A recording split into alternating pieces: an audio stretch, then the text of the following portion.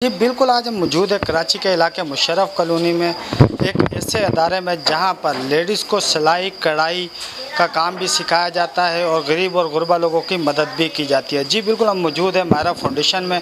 आज यहां पर एक फ्री मेडिकल कैंप का इनेकाद किया गया है। हम मायरा फाउंडेशन के ओनर से बात करेंगे कि ये फ्री मेडिकल कैंप लगाने का इनेकाद किया और इसमें किस किस्म के डॉक्टर्स आज आए हुए हैं और लोगों को कौन कौन सी अद्वियात यहाँ पे फराहम की जाएगी। मैडम, आप हमें ये बताया जो मेडिकल का आपने इनकाद किया, इसका लगाने का मकसद क्या है? हमारे पास 100 से ज़्यादा फैमिलीज़ मुशर्रफ कॉलोनी में मुख्तलिफ घरों में रुकी हुई हैं, जिसकी वजह से बहुत सारा वायरल जो है वो इलाके के अंदर फैल रहा है, जैसे डेंगू है, मलेरिया है, टाइफाइड है।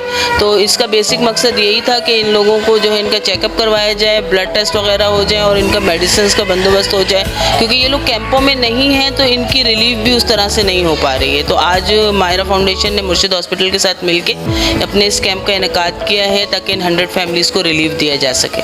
बताएं, इस कैंप में आज कितने डॉक्टर्स बैठे हैं और कितना स्टाफ आया और ये किस इदारे से स्टाफ आया जो मरीजों का चेकअप कर? आज यहाँ पर हमारे पास एक मेल डॉक्टर हैं, फीमेल डॉक्टर हैं जो कि गायनी के पेशेंट्स को और जनरल फीमेल्स को देख रही हैं। उसके अलावा हमारे पास यहाँ पे लेबॉर्ट्री की सहूलत हो रही है, टेस्टिंग हो रही है सारी, और उसके साथ मेडिसिन वगैरह जो प्रोवाइड हो रहा है। तो तकरीबन ये कोई इनका 12 से 15 लोगों का स्टाफ है और उसके साथ हमारे अपने वॉलंटियर्स भी हैं जो कि पेशेंट्स को जो है वो गाइड कर रहे हैं। और ये मुर्शिद हॉस्पिटल जो है उनका तामुन के साथ हम जो है मायरा फाउंडेशन ये पूरा काम अरेंज कर रहे हैं। अच्छा मैडम, मायरा फाउंडेशन में कितना स्टाफ एक टाइम पे काम करता है जो आप लोगों की खिदमत खलक कर रहे हैं? मायरा क्योंकि मुख्तलिफ काम कर रही होती है तो हमारा यहाँ पर जो है वो जो चीज़ें चल रही हैं वो शिफ्ट वाइज होती हैं ना।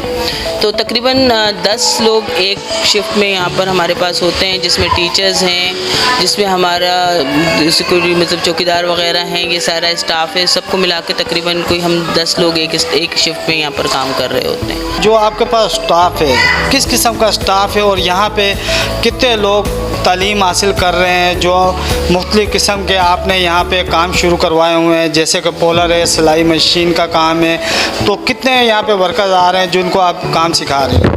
यहाँ पर इस वक्त जो हमारे पास स्टूडेंट्स आ रहे हैं वो तकरीबन एक शिफ्ट में हमारे 50 से ज़्यादा स्टूडेंट होते हैं और मुख्तलिफ कोर्सेज़ कर रहे हैं। सिलाई का है, उसके साथ पॉलर की क्लासेस हैं, कंप्यूटर क्लास है, कंप्यूटर लैब है, हमारी कंप्यूटर क्लासेस हो रही हैं, किचन गार्डनिंग हम सिखा रहे हैं और अब इंशाल्लाह अगले वीक से हम जो है इसमें अपना कुकिंग क्लासेस का भी स्टार्ट कर रहे हैं और बाइक राइडिंग हम ख़वातीन को सिखा रहे हैं यहाँ पर। हमने देखा मायरा फाउंडेशन का स्टाफ भी, यहाँ पर स्टूडेंट्स भी, आजकल के दौर में क्या एक घर का अखराजात नहीं उठा सकता, आप इतना बड़ा एक अदारा चला रही हैं, किस तरीके से ये मैनेज कर रही हैं? ये हमारा दरअसल एक सस्टेनेबिलिटी के तहत प्रोग्राम है।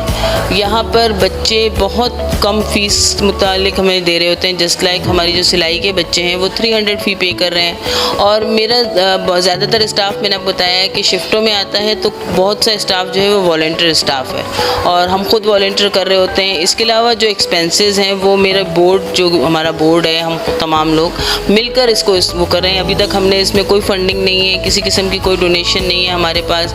हम इसको अपने बोर्ड के ही मेंबर्स के साथ मिलकर इसको चला रहे हैं, जिसमें हमारा बोर्ड मेंबर्स हमें सपोर्ट करते हैं। तुम न्यूज़ के प्लेटफॉर्म से यहाँ पे जो गरीब औरतें हैं, जो गरीब लोग हैं, आप अपने अदारे के लिए क्या पैगाम देंगे उनको? देखिए, हमारे इर्द गिर्द में जो है सैदुल्ला गोट है, दाऊद गोट है, यूसुफ गोट है, उमर गोट लगता है, उसके साथ हमारे पास ख्वास्ती गोट लगता है। मुशर्रफ कॉलोनी खुद एक बहुत बड़ा इलाका है और बहुत तादाद है हमारे पास लोगों की, ख़वातीन की, जिनको अभी इनकी हमारी सपोर्ट की ज़रूरत है, क्योंकि हमारी इदारा काफ़ी बड़ा है, हमारे पास चीज़ें भी मौजूद हैं। क्योंकि इतनी बड़ी तादाद में सिर्फ हमारे पास जिस चीज़ की कमी है, हमें फंडिंग नहीं है। अगर मुखिर हज़रात इस प्लेटफॉर्म से इन बच्चों की इस सहूलत को बेहतर कर सकेंगे तो हम तुम के प्लेटफॉर्म से ये अप्लाई करना चाहेंगे कि ज़्यादा से ज़्यादा लोग हमारे साथ ताउन करें ताकि हम इसको और बेहतर तौर पे और ज़्यादा बना सकें। क्योंकि हमारा बेसिक मकसद जो है वो ये है कि हम ख़वातीन को एम्पावर करें और वो इस महंगाई के दौर में अपने हुनर के साथ अपने घर के रोज़गार के अंदर अपने घर का सपोर्ट और सहारा बन सकें। जैसे मैंने आपको बताया कि हम बच्चियों को बाइक राइड राइडिंग सिखा रहे हैं। इस वक्त आपको पता है कि कितना बड़ा इशू है कि ख़वातीन को ट्रांसपोर्ट के लिए मसाइल हैं। इसी तरह जो बच्चियाँ सिलाई सीख रही हैं, जो कढ़ाई सीख रही हैं, उनको काम चाहिए। अब इसके बाद हमारा जो अगला मतलब वो है कि हम ये चाहते हैं कि हमें लोग हमारे साथ ताउन करें, इस प्लेटफॉर्म पर आएँ, हमारे साथ जुड़ें और इन लोगों को ज़्यादा से ज़्यादा काम मिले ताकि ये अपने घरों में रहकर इस बेहतर तौर पे इस काम को कर सकें। और ये सारे गोट के लोग हैं, गरीब लोग हैं, ये अफोर्ड नहीं कर सकते कहीं बाहर जाकर कोई काम सीखना या उस तरह काम करना। हम अभी हमने देखा मायरा फाउंडेशन में कुछ रूम खाली है, फर्नीचर आ रहा है, क्या नए प्रोजेक्ट शुरू करने जा रही है मायरा फाउंडेशन? मॉन्टेसरी का स्टार्टअप लेने जा रहे हैं हम मायरा फाउंडेशन के अंदर। हम ये चाहते हैं कि बच्चा सरकारी स्कूल जाए, मगर सरकारी स्कूल में जाने से पहले उस बच्चे की एक बुनियाद बने। उस बुनियाद के लिए हम बच्चे को मॉन्टेसरी स्टार्टअप ले रहे हैं ताकि बच्चे को 3 साल तक 2 साल तक हम पढ़ाएं और उसकी बुनियाद इतनी मजबूत हो कि जब वो सरकारी स्कूल में दाखिल हो तो उसे उस तरह से परेशानी ना हो पढ़ने के लिए। क्योंकि हमारा जो बच्चा सरकारी स्कूल में जा रहा होता है वो 6 साल की उम्र में जाता है, उससे पहले उसकी बुनियाद नहीं बनती, तो उसकी वजह से वो बच्चा एजुकेशन में बहुत पीछे रह जाता है। तो हम अपने सरकारी स्कूलों को मजबूत करने के लिए चाहते हैं कि हम बच्चे की बुनियाद बनाएं, उसकी बेसिक बनाएं और उसको लेके जाएं। और उसकी दूसरी वजह ये भी है कि जब माएँ कुछ सीखना चाहती हैं, कुछ करना चाहती हैं, तो छोटे बच्चे को कहाँ छोड़ के जाएं? कोई केयर टेकर सेंटर तो है नहीं हमारे पास जहाँ माएँ अपना बच्चा छोड़ के आ जाएं।